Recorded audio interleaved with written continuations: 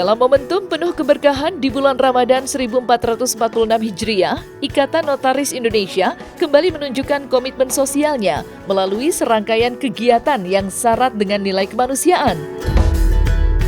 Ya, Ketua Umum Ikatan Notaris Indonesia, Tri Firdaus Akbarsyah, bersama jajaran pengurus pusat dan sejumlah pengurus wilayah dan pengurus daerah menggelar acara buka puasa bersama dan santunan kepada anak-anak yatim yang digelar di kantor Sekretariat Ikatan Notaris Indonesia di Jalan Minangkabau Timur, Jakarta Selatan.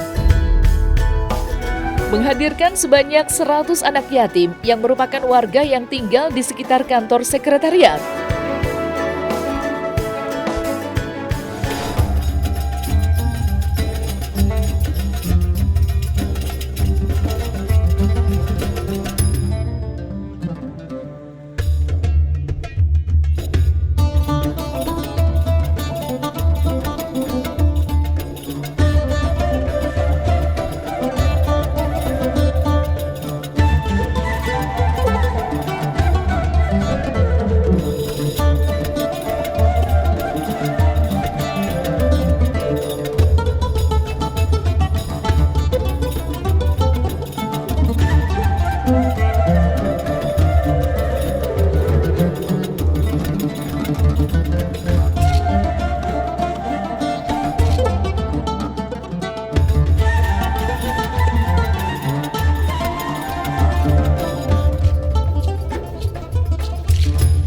Alhamdulillah, hari ini kita mengadakan santunan kepada anak yatim.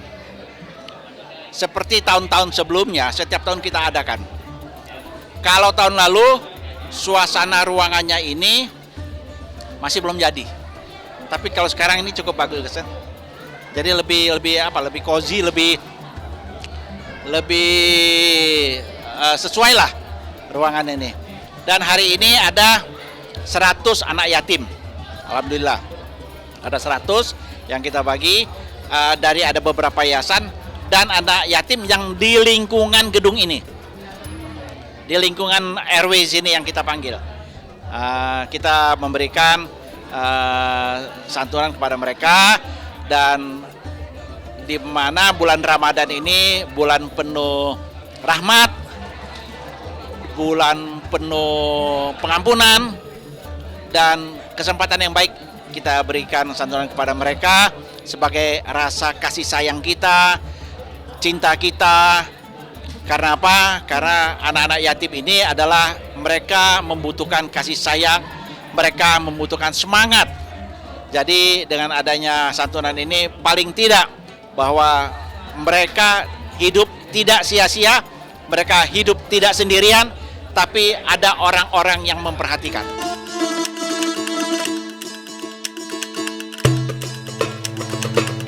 Selain memberikan santunan kepada 100 anak yatim, pagi harinya para pengurus pusat menggelar aksi sosial berupa periksa mata dan pembagian kacamata gratis.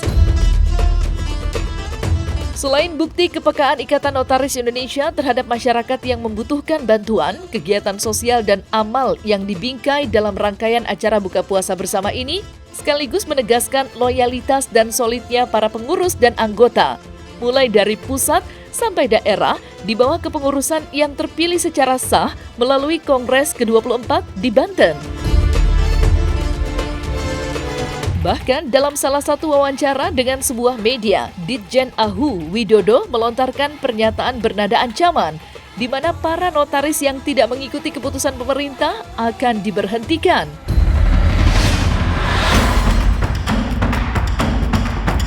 Tidak pengaruh.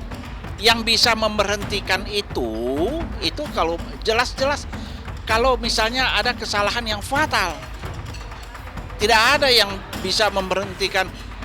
Menteri juga nggak bisa hanya kemauan-kemauan emosional secara subjektif memberhentikan seorang jadi notaris. Nggak bisa begitu, ada aturan-aturannya. Apabila pelanggaran-pelanggaran yang dilakukan oleh notaris. Kita ini adalah orang merdeka, ya. Setiap pendapat kita juga lakukan pendapat itu juga dijamin oleh Undang-Undang Dasar, ya, kebebasan berpendapat. kami tetap menghormati putusan pemerintah untuk mengesahkan KLB. Tetapi kami juga ada upaya, ya kan? Jadi saling menghormati kalau menurut saya.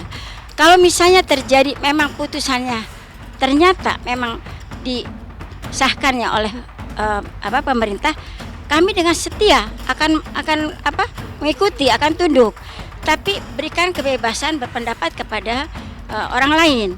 Jadi ini hanya upaya, bukan berarti kami menentang, tidak menentang. Ya, karena itu adalah pemerintah. Pemerintah itu punya hak, punya wewenang. Tetapi kami juga punya kebebasan berpendapat. Saya rasa itu.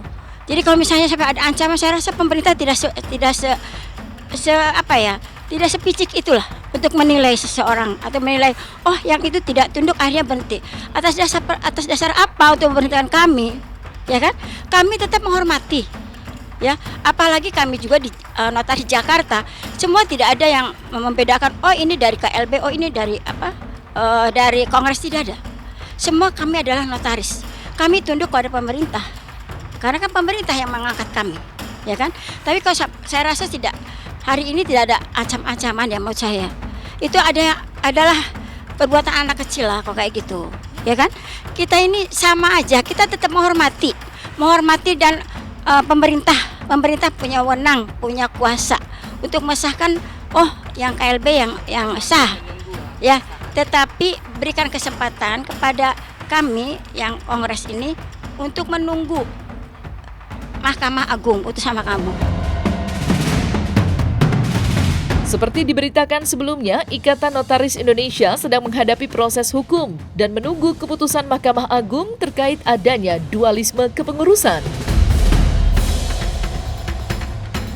Persoalan pun semakin runyam manakala pihak Humkam dalam hal ini melalui Dirjen AHU mengesahkan kepengurusan Irfan Ardiansyah hasil kongres luar biasa yang dinilai tidak sesuai dengan AD dan ART organisasi. Karena dinilai cacat dari segi AD dan ART, pengurus pusat di bawah kepemimpinan Tri Firdaus pun mengajukan kasasi. Tri Firdaus selaku ketua umum yang sah menurut AD dan ART pun berharap semua pihak bersabar menunggu keputusan Mahkamah Agung dalam proses kasasi.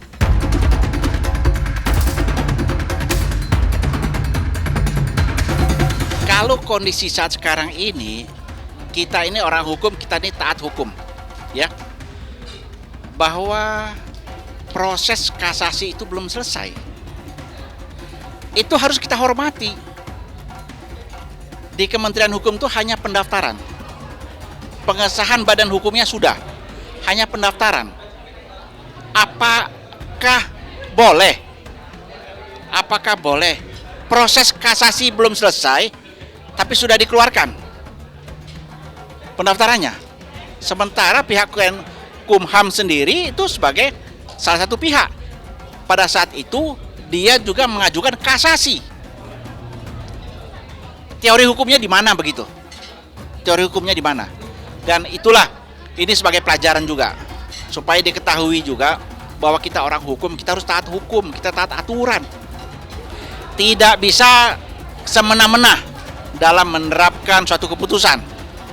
Ada aturan-aturan yang harus kita patuhi. Kita semua lihat apa yang menjadi kinerja dari teman-teman pengurus, bahwa mereka semua, kami semua itu melakukannya dengan sepenuh hati, sehingga walaupun masalah silih berganti ada, kita tetap jalani dan berserah kepada Yang Maha Kuasa, karena apapun yang terbaik pasti akan diberikan kepada yang kita semua. Terima kasih. Jadi ini kan belum inkrah semuanya. Jadi di saat pada belum inkrah berarti kan belum keputusan yang tetap. Kita berhak dong mengadakan acara-acara seperti ini, even nanti untuk acara ulang tahun INI, kita kan sama-sama anggota INI, begitu, dengan yang keyakinannya masing-masing ya tentunya seperti itu. Jadi menurut saya dalam hal ini selama belum inkrah itu kita bebas untuk berpendapat seperti yang dijamin oleh Undang-Undang Dasar. Kebenaran itu parameternya bukan dari banyak sedikitnya yang mengikuti. Kebenaran adalah tetap kebenaran, walaupun tidak ada satupun yang mengikutinya. Jadi parameter kebenaran adalah dalil, yaitu dalil yang sahih. Itu yang kita tunggu dari Mahkamah Agung nanti lewat putusan kasasi. Terima kasih. Kita tunggu keputusan Mahkamah Agung. Apapun keputusan dari Mahkamah Agung, jelas kami akan patuh. Apapun keputusannya, kami akan patuh. Ya, ini sebagai pelajaran juga, ya.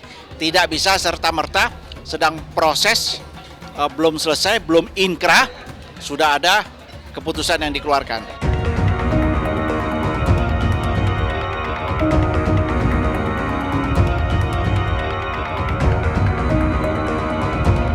Nah, selesai sudah Cumi Lovers. Jangan lupa untuk like, subscribe, dan juga share channel YouTube Cumi Cumi.